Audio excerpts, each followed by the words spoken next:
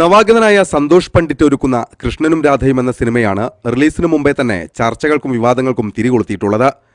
മലയാളമടക്കം 3 ഭാഷകളിൽ ചിത്രീകരണം പൂർത്തിയാകുന്ന ഈ സിനിമയിലെ ഒരു ഗാനമാണ് ഇന്റർനെറ്റിലെ വീഡിയോ കൂട്ടായ്മയായ യൂട്യൂബ് വഴി വിവാദങ്ങളിൽ സ്ഥാനം പിടിച്ചത്.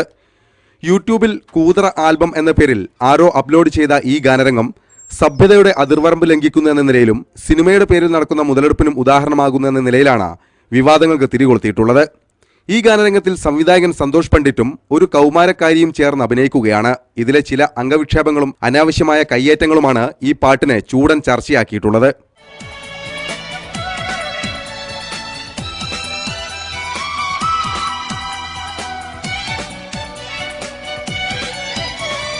കല്യാണ പെണ്ണേ കസ്തൂരി മൈനേ കണ്ണു തട്ടാതെ കണ്ണിമ വെക്കാതെ തരികിടമേളം നാദസ്വരം വേണം 7 സ്വരം വേണം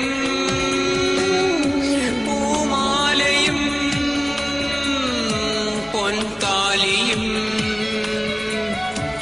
മൈലാഞ്ചിയും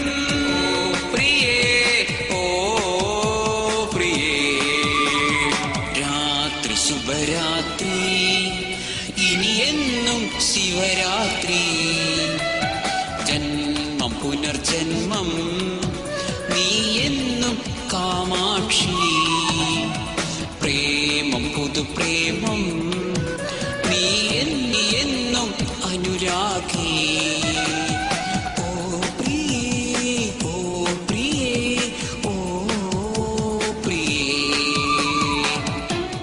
എന്നാൽ ഈ ഗാനത്തിൽ കടന്നുവന്ന ഇത്തരം രംഗങ്ങൾ മനഃപൂർവ്വമല്ലെന്നാണ് സംവിധായകന്റെ നിലപാട്. സഭ്യതയുടെ അതിർവരമ്പ് ലംഘിക്കുന്ന രീതിയിലുള്ള ഒരു പ്രയോഗവും ഈ ഗാനത്തിൽ ഉൾപ്പെടുത്തിയിട്ടില്ലെന്നും ഇൻഡസ്ട്രിയിലെ അസൂയക്കാരാണ് ഇത്തരം പ്രചരണങ്ങൾക്ക് പിന്നിലെന്നുമാണ് സന്തോഷ് പണ്ഡിറ്റിന്റെ നിലപാട്. മനഃപൂർവ്വമല്ല, അങ്ങനെ സംഭവിച്ചിട്ടുണ്ടെങ്കിൽ തീർച്ചയായിട്ടും അത് അവർ ആത്മാർത്ഥമായിട്ടാണ് ആളുകൾ വിമർശിക്കുന്നത്. വിമർശനം 2 തരം ഉണ്ടല്ലോ. ഒന്ന് എങ്ങനെയും നശിക്കട്ടെ, ഇവൻ ഇനി ഒരിക്കലും നന്നാവരുത്, കാരണം ഇങ്ങനെയൊക്കെയുള്ള പ്രതിഭയുള്ളവർ വന്നു കഴിഞ്ഞാൽ എന്നുള്ള രീതി വരാം. അതല്ല, ചിലർക്ക് അതിൽ ആത്മാർത്ഥയോടെയാണ് പറയുന്നതെങ്കിൽ ഞാൻ ഉറപ്പിച്ചു പറയുന്നു, നമ്മൾ ഇത് തിയേറ്റർ വേർഷൻ അല്ല, ഞാൻ ഇപ്പോഴും പറയുന്നു തിയേറ്റർ വേർഷൻ അല്ല. തിയേറ്ററിലേക്ക് എത്തുന്നതിന് മാത്രമല്ല, തിയേറ്ററിന് മുമ്പായിട്ട് അത് ഗ്രേഡിയന്റ് കുറേ കാര്യങ്ങൾ ചെയ്യാനുണ്ട്. ഒരു ദിവസം വർക്ക് 2 പാട്ടിലുണ്ട്, മനസ്സിലാക്കും. ഇത് ഫുൾ വേർഷൻ അല്ല. ഞാൻ പറഞ്ഞല്ലോ, ഞങ്ങളുടെ മോറൽ സൈഡ് കിട്ടാൻ വേണ്ടി മാത്രം ഞാൻ കൊടുത്തൊരു കാര്യമാണത്. അപ്പോൾ അത് വെച്ചിട്ട് അത്രയും വിവാദം ഉണ്ടാക്കുന്നത്, എന്നിട്ട് തിയേറ്ററിലേക്ക് പോയിട്ടില്ല.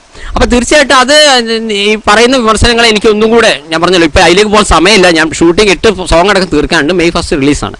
അപ്പോൾ അതൊന്നും കൂടെ ഞാൻ കണ്ട് കുറച്ചുകൂടെ നിങ്ങൾ പറഞ്ഞ പോലെ അങ്ങനെ ചെയ്തിട്ടുണ്ടെങ്കിൽ ബൈ ചാൻസ് സംഭവിച്ചതാണ്. കാരണം വെച്ചാൽ ഫിലിം ഡയറക്റ്റ് ചെയ്യുകയും അഭിനയിക്കുകയും ചെയ്തത് ഞാൻ തന്നെയാണ്. അപ്പോൾ അവിടെ വിഷ്വലിൽ എവിടെയെങ്കിലും ഇത് വന്നിട്ടുണ്ടോ എന്നുള്ള എനിക്ക് അത്ര നോക്കാൻ പറ്റിയില്ല. പിന്നെ ഞാൻ കുറച്ച് നീളമുള്ള കുട്ടിയാണ്, ആ കുട്ടിയാണെങ്കിൽ കുറച്ച് ചെറിയ കുട്ടിയാണ്. അപ്പോൾ ബാക്കിലൂടെയൊക്കെ വരുമ്പോൾ എനിക്ക് ഇവിടെ വിഷ്വൽ കാണുകയൂടെ ചെയ്യുമ്പോഴേ എനിക്ക് അതിൻ്റെ അത് മനസ്സിലാവുന്നുള്ളൂ. അപ്പോൾ ഇതെല്ലാം കഴിഞ്ഞ് എഡിറ്റിങ്ങിൽ വരുമ്പോൾ എന്താ വെച്ച് കഴിഞ്ഞാൽ, നമുക്ക് ഒരു സോങ് ഓപ്പറി എന്നുള്ള സോങ് എൻ്റെ ഓർമ്മയിൽ 5.5 മിനിറ്റ് സോങ്ങാണ്.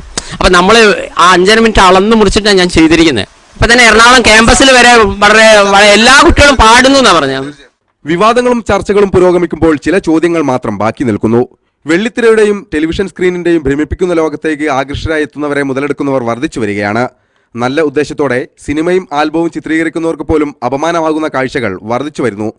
ഏതു മേഖലയിലും കള്ളനാണയങ്ങൾ അരങ്ങുവാഴുന്ന പുതിയ കാലത്ത് എങ്ങനെയെങ്കിലും പബ്ലിസിറ്റി കിട്ടുക എന്ന ലക്ഷ്യത്തോടെ വിഡ്ഢിവേഷം കെട്ടുന്നവർ കരുതിയിരിക്കുക. രാജാവ് നഗ്നനാണ് എന്ന് വിളിച്ചു പറയുന്നവർ നിങ്ങൾക്ക് പ്രതിരോധം തീർത്തേക്കാം. ചെയ്യുന്നത് നല്ല കാര്യമാണെന്ന് സ്വയം ബോധ്യപ്പെട്ടതിന് ശേഷം മാത്രം സമൂഹത്തെ അഭിമുഖീകരിക്കുക. ക്യാമറമാൻ രാഹുലിനൊപ്പം രാജേഷ് പറമ്പിൽ, സ്പൈഡർനെറ്റ് ന്യൂസ്.